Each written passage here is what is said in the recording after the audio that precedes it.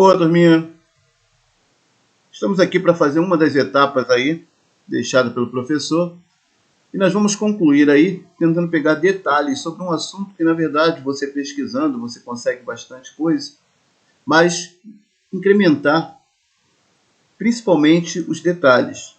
Então, falar de reprodução é falar principalmente da eficácia em deixar descendente.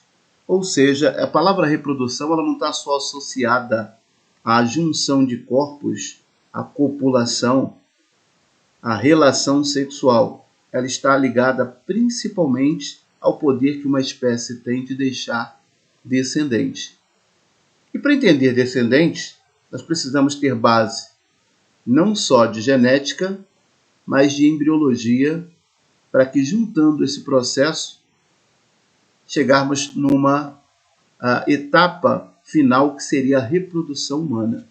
Então, o ato de passar informações genéticas de um para o outro só é possível graças ao processo de reprodução. E reproduzir não é só ato sexual.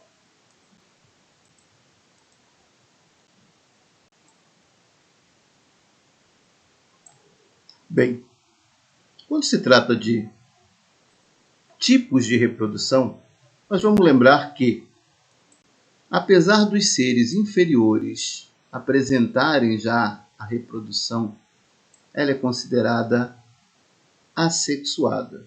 O ato de dividir uma célula ou de promover o brotamento de uma estrutura caracterizam formas de reprodução. Mas a reprodução ela se torna mais evolutiva no ato da relação entre gametas. Ou seja, a reprodução se torna sexuada quando ela passa a utilizar uma célula feminina se juntando a uma célula masculina. Seja por copulação ou não. Então, o que faz para a gente uma reprodução ser sexuada é o ato de você juntar o material masculino mais o material feminino. Isso caracteriza uma reprodução sexuada e não o ato sexo. Logo, para entender reprodução, eu preciso começar lá da reprodução sexuada, voltada para o termo celular.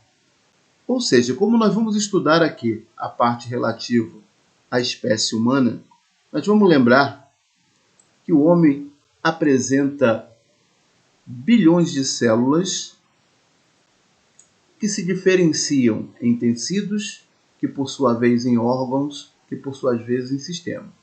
Porém, todas as células precisam continuar proliferar, ou seja, se dividir.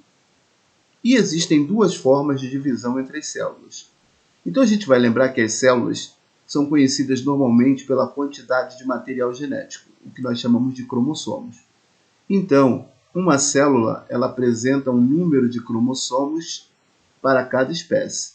Na espécie humana, nós já sabemos, todas as células devem apresentar 46 cromossomos. No nosso corpo, cada célula, seja ela da pele, do estômago, do intestino, ela tem a sua manifestação voltada para se multiplicar. Porém, ela se multiplica em um processo denominado mitose, aonde aquela célula de 46, ela dobra o seu número de cromossomos e depois divide esse número para cada célula filha. Ou seja, mitose é uma divisão que ocorre em todas as células do organismo e tem como principal função gerar o crescimento. Mas isso não deixa de ser um processo de reprodução, uma reprodução celular, caracterizado por manter o mesmo número de cromossomos. Por um outro lado, existem células especiais. Essas células especiais no corpo são representadas pela célula feminina, que é o ovócito, aquele que vai se transformar em óvulo, e o espermatozoide. O que essas duas células apresentam em especial? Você de cara vai falar a reprodução. Para chegar à reprodução, primeiro eu preciso que ela desenvolva um processo especial chamado meiose. Meiose que deriva da palavra meio. Ou seja, essa célula inicial é igual a essa. Logo, ela também possui 46. Mas o processo de meiose ele ocorre em duas etapas. Então, repare, primeira divisão, segunda divisão. A gente chama de meiose 1 e meiose 2. Só que na meiose 1, você tem uma diminuição de 2 N's para N, o que vai fazer com que você traga a metade, daí a palavra meio. E ao invés de formar duas células, você vai formar 4 células contendo a metade do número de cromossomos da célula-mãe. Ou seja, cada uma dessas células aqui, elas apresentam 23 cromossomos. Esse processo só ocorre entre as células reprodutoras. Lembre-se, quando olhamos para o porquê que a meiose ocorre, nós lembramos que uma espécie precisa manter o seu número de cromossomos. E o número de cromossomos da espécie humana é 46, ou seja, 23 pares. Se cada célula germinativa tivesse 46, quando as duas se juntassem, o novo ser teria 92 cromossomos. Por isso, então, a meiose se torna necessário para que uma célula termine com 23 e a outra também. Para quando venha a ocorrer a fecundação, 23 de uma seja somada a 23 da outra. E o que ela volta a ter? 46 cromossomos novamente.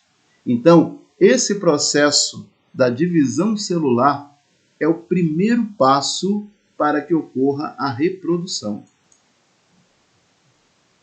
Porém, são nas glândulas sexuais, os testículos do homem e os ovários na mulher que ocorrem esse processo. Porém, ele vai receber nome diferenciado para cada um. Quando a meiose se desenvolve no homem, como ela vai originar lá no final, lembra aquelas 4 célulazinhas? No homem, essas 4 células vão virar espermatozoides. Por isso, você vai dar o nome de espermatogênese. Lembre-se que gênese é nascimento, ou seja, é o processo que leva ao nascimento de espermatozoides. E a mulher? A mulher gera uma célula denominada ovo. Essa célula eliminada pela mulher, dá para ela o termo ovogênese ou oogênese, ou seja, o aparecimento do ovo. Porém, do mesmo jeito que o homem, o processo aqui é uma meiose. Mas você nota claramente uma diferença no esquema. Hamilton, por que aqui formaram-se 4 células, enquanto que aqui eu tenho a perda de células? Por que só formar uma? É uma característica da espécie humana de normalmente só gerar um filho. Pois se a mulher permitisse, ou melhor, se o organismo dela permitisse, que todas as células se transformassem em ovócito, cada ovócito poderia ser fecundado. Ou seja, no mínimo, a mulher ia ter uma fecundação quádrupla em toda a gestação. Então, a ideia de eliminar, a gente chama de glóbulo polar, é para que a mulher, ao final, venha a gerar uma única célula capaz de ser encontrada, ou seja, captada por um espermatozoide. O homem se preocupa muito no quantitativo. Quanto mais espermatozoide, maior é a chance de alcançar o ovócito feminino. Ok? Como a nossa intenção hoje é o masculino, repare, as células 2N, eu escolhi uma, isso aqui vai acontecer com cada uma delas. eu só escolhi uma para mostrar. Aquela célula 2N vai ter uma hora em que ela entra em meiose. Faz as duas etapas, lembre-se que meiose tem duas etapas, meiose 1 e meiose 2. E ao final da segunda etapa, ela gera 4 células, que nesse caso vão se tornar em 4 espermatozoides. Porém, isso apresenta nomes. Que nomes são esses? Na sequência, você tem aí de que esse chamado sequenciamento é feito por, lá no período germinativo, aquelas células 2N, elas são chamadas de espermatogônias. Vai chegar uma hora em que essa célula fica madura, pronta para ser usada. Ela aumenta de tamanho e passa a ser chamado de espermatócito primário ou espermatócito 1. Começa a meiose. E nessa meiose, nós já sabemos que são duas etapas. Na primeira etapa, eu formo o espermatócito 2 e na segunda etapa, eu formo as espermátides. Mas espermátide ainda não é espermatozoide. Eu terminei a meiose, até aqui no final é a final da meiose. Só que as espermátides são células que precisam se especializar. Por quê? Porque elas vão se tornar em células móveis, células que vão em busca da fecundação. Então elas precisam criar, primeiro, uma diminuição no tamanho, diminuir a estrutura para ficar mais leve, e desenvolver uma estrutura que permita a ela se locomover. Esse processinho aqui de diferenciar, a gente chama de espermiogênese. Então aqui é a espermatogênese. E o finalzinho, espermiogênese, ou seja, se especializar em espermatozoide. É um pedaço que diz assim, a espermátide somos nós, deixa eu me aumentar aqui. Quando as células são formadas ao final da meiose, ela é uma espermátide. Olha como é que ela é forte, célulazinha, toda montadinha, membrana citoplasma, só que muito pesada e sem estrutura de locomoção. Então, o que a natureza permitiu? Começa a alterar o organismo. Parte da célula vai sendo perdida para que ela diminua o tamanho e se torne mais leve. Cria-se aqui uma parte cheia de mitocôndrias para gerar energia, porque aqui vai surgir uma estrutura que é o flagelo. E por que eu preciso de muita energia?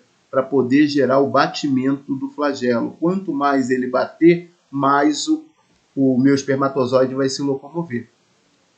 E ao final, você ainda encontra uma formação de uma pecinha chamada acrossomo, que ela tem aqui em cima. Esse acrossomo, ele apresenta enzimas que vão combater a acidez do canal vaginal.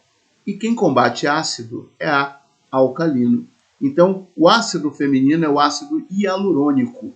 A mulher produz o ácido hialurônico. Então, para combater, o espermatozoide leva nessa bolsinha, que é proveniente dos dictiossomos, aqui eu vou ter a formação de uma substância alcalina. Como o ácido é ácido hialurônico, a substância aqui é a hialuronidase, uma enzima que combate esse ácido. Para fechar essa primeira etapa, você vai notar então que o espermatozoide, após ser totalmente formado, cada espermatozoide, ele apresenta-se dividido em 3 partes. Aqui, uma parte frontal, que a gente chama de cabeça. Uma parte intermediária, onde se gera energia, que alguns costumam chamar às vezes de pescoço. E a cauda ou flagelo, que tem a função de locomoção desse espermatozoide. Agora que formamos o espermatozoide, vamos ver que funcionamento e o que leva ele a funcionar até que se chegue à fecundação. Próximo vídeo estamos aí para confirmar esse nosso assunto.